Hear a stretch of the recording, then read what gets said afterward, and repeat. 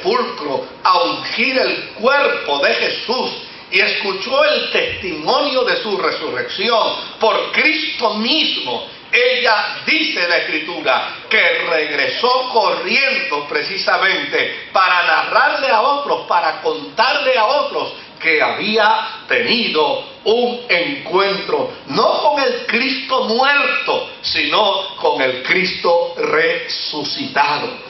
No con el Cristo crucificado, sino con el Cristo resucitado. Yo creo que eso debe ser un planteamiento importante para la iglesia. La actitud, la forma y manera de conducirnos, la forma y manera de enfrentar la vida, la forma y manera de compartir nuestra fe con otros, tiene que ser como resultado de un encuentro con el resucitado. Por el otro lado, nos narra también Marcos y nos dice que el que haya quien no crea, esto no impide el que afirmemos que Jesucristo está vivo. Porque la experiencia con el resucitado es una experiencia personal. La experiencia con el resucitado es una experiencia de encuentro con Él, de revelación de Él a nuestra vida, de transformación a nuestro carácter como resultado de ese encuentro. Desde luego podemos encontrarnos a hombres y a mujeres que nos manifiesten dudas con respecto a la resurrección de Jesús. Podemos encontrarnos hombres y mujeres que nos manifiesten dudas con respecto a la realidad de nuestro Dios. Podemos encontrarnos hombres y mujeres con conductas escépticas en términos de la experiencia de la fe. Pero a fin de cuentas, el que haya hombres y mujeres que no crean, no impedirá jamás que los que hemos tenido un encuentro con el resucitado le digamos a otros que Él vive, que Él es todopoderoso, que Él es el Señor y el Rey de la gloria. De hecho, un dato que a mí me llama la atención según lo que nos plantea aquí Marcos, es que dentro de la conducta nuestra o dentro de la forma y manera de nosotros manejarnos en la vida, probablemente podemos invitar a alguien a disfrutar de algo, y si la persona no acepta disfrutar de lo que le estamos ofreciendo, nosotros podemos responderle muy tranquilamente: tú te lo pierdes. Y cuando tú te lo pierdes, obviamente lo resignamos simplemente a una experiencia posterior. En el planteamiento que nos hace Lucas, yo encuentro un dato interesantísimo. Y es que el que una persona no crea, no quiere decir que la iglesia o el creyente le va a hacer cruz y raya. El que una persona no crea, no quiere decir que la iglesia ya sencillamente lo va a enajenar y lo va a marginar. Porque muchos de nosotros hemos vivido la experiencia de que al principio no creíamos. Yo me topo con cantidad de gente que me dice, bueno, en nuestra comunidad de fe hay un querido hermano que me dice: los que me ven de mi tiempo universitario ahora sirviendo al Señor menean su cabeza, porque mi placer, mi gusto, mi satisfacción en la Universidad de Puerto Rico era confrontar, identificar a los cristianos, a los que se iban a la escalerita y a los que eran de la confraternidad, yo los llamaba aparte y empezaba a confrontarlos con respecto a la fe, con la única intención de llevarlos a dudar, con la única intención de llevarlos a no creer, con la única intención de ridiculizarlos en su experiencia de fe. Y cuando me ven ahora y yo les digo que yo soy un creyente como ellos, que yo sirvo al Señor como ellos se quedan sorprendidos porque jamás hubieran pensado que yo iba a tener un encuentro con el Señor. Entonces, a mí me llama mucho la atención el hecho de que, fíjense que en la narrativa de Marcos, María Magdalena va y se encuentra con los discípulos, le cuenta la resurrección y ellos no creen. Están llenos de dolor, están llenos de sufrimiento, están llenos de lágrimas, pero no creen. Vuelve de nuevo y surge otra experiencia, y en esta ocasión de dos personas que van por un camino, y sin lugar a duda está hablando precisamente de los caminantes de Emaús. Y me encanta la forma y manera como presenta la narrativa, como presenta la historia, porque los caminantes de Emaús iban también llorando, iban también dolidos, iban también con sufrimiento, pero no creían. Así que en el caso de la fe, el hecho de que haya alguien que de pronto no crea, no quiere decir que nunca creerá. El que haya en algún momento dado a alguien que pretenda ridiculizar la fe, que pretenda burlarse de la fe, que pretenda asumir una postura agnóstica o atea con respecto a la fe, esto no quiere decir que Dios no le vaya a alcanzar. Escuchaba precisamente el testimonio de un profesor de humanidades en Rusia. Estábamos comiéndonos algo en un restaurancito en Rusia y él me estaba compartiendo el testimonio de su conversión y me decía lo siguiente.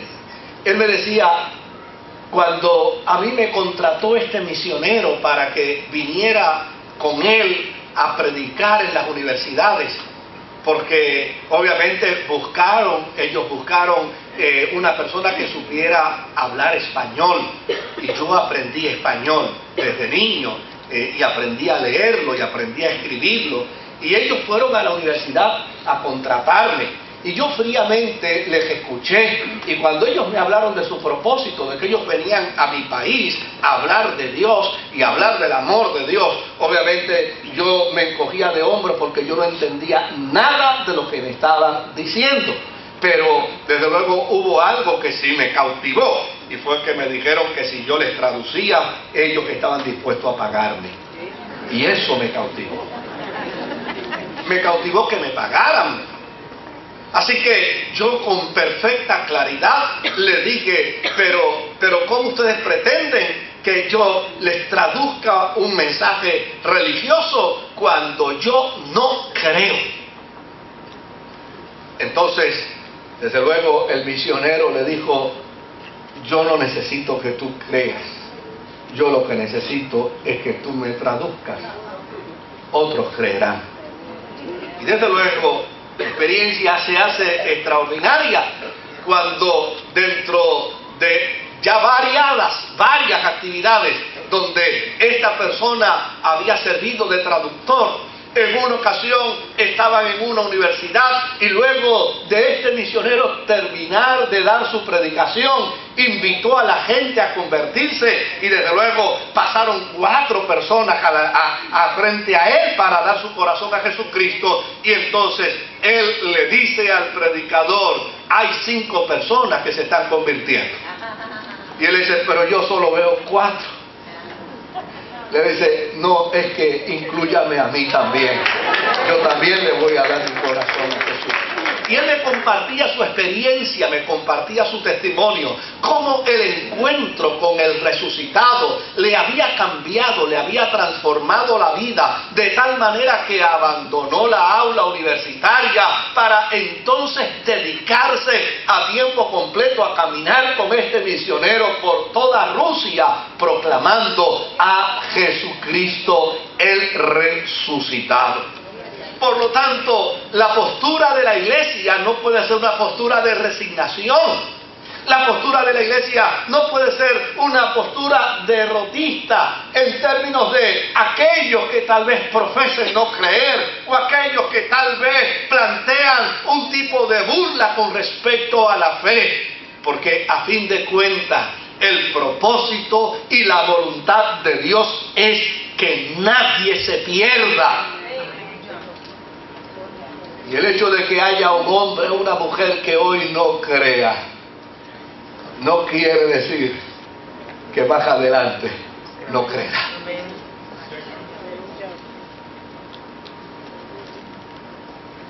Los caminantes de Maús son un vivo ejemplo de esa experiencia. Dos discípulos frustrados. El resucitado se les aparece.